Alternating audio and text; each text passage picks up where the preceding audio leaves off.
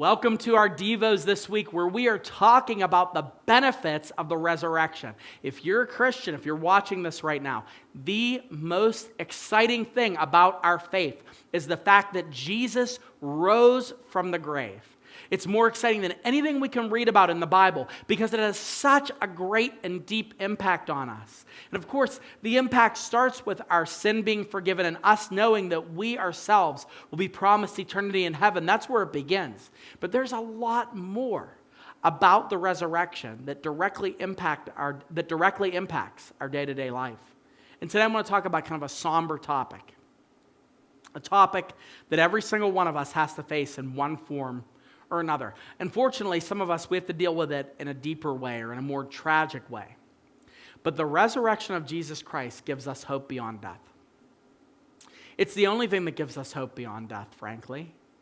And as a Christian, this is kind of like the secret sauce of what makes you different than the people around you. Because death is something that every single human being on this planet has to deal with, no matter what your background is. There's nothing you can do to stop it. You are not going to discover the way to stop dying. You can prolong your life, you can exercise, you can live as full as you can and do all the right things, eat all the right things, but death is right there. We are one step away from death at any given time. That's not pessimism, that is reality. But the resurrection of Christ gives us something that nothing else in this world will promise, and that is hope beyond death.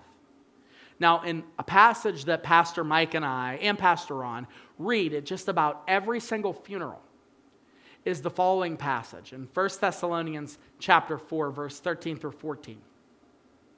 This is what he says about the subject. He says, "We do not want you to be uninformed, brothers, about those who are asleep." He's talking about those that have died. And we read this at funerals because, frankly, all everyone is thinking about at the funeral is that loved one's not going to be with them anymore. And so this is what he starts off. He says, we don't want you to be uninformed because the people that were reading this, the church at Thessalonica, they were uninformed. They were struggling with what to believe about this, that there are people that had died, and even though they died before they got this new established connection to Christ, like what happens to those people before they died? What happened here? He says, those that are already asleep, those that preceded you in death, I want you to know, you may not grieve as others do, who have no hope. So they were grieving the loss of those loved ones that died before Jesus returned, because that's what he's kind of talking about, the fact that Jesus is going to return. And he says, we don't want you to be uninformed. If Jesus comes back, and there are those that have already died, listen, you have hope because of the resurrection. He goes on to say, for since we believe that Jesus died and rose again, even so, through Jesus, God will bring with him those that have fallen asleep. So right now, some of you, you're missing loved ones that have already gone home to Jesus. And we look at what's going on around us and we're like, oh my goodness, God could come back at any moment. Jesus could come back at any given moment and come back and reclaim this earth, and we'll get caught up in the rapture. And that's, of course, going to be a wonderful thing. But what is he saying? He's saying there is hope beyond death, because those that have already died in Christ, you're going to join them.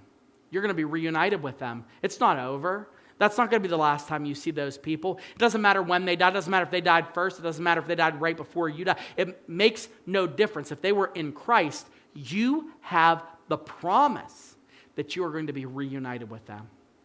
The greatest hope that a Christian has in this world, that the world will never tap into, is the hope of confidence beyond this world.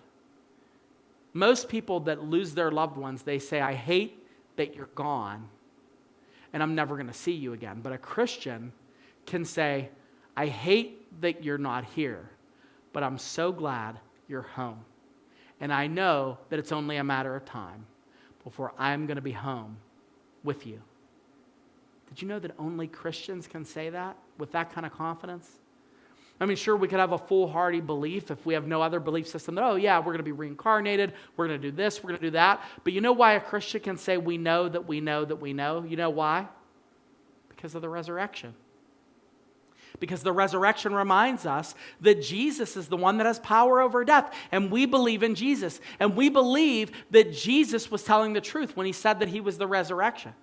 Therefore, the hope that we have isn't based on some sort of an emotional thing. It's based upon the finished work of the resurrection of Jesus Christ.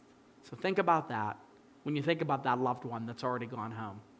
You're going to be with them, and it's only going to be a matter of time.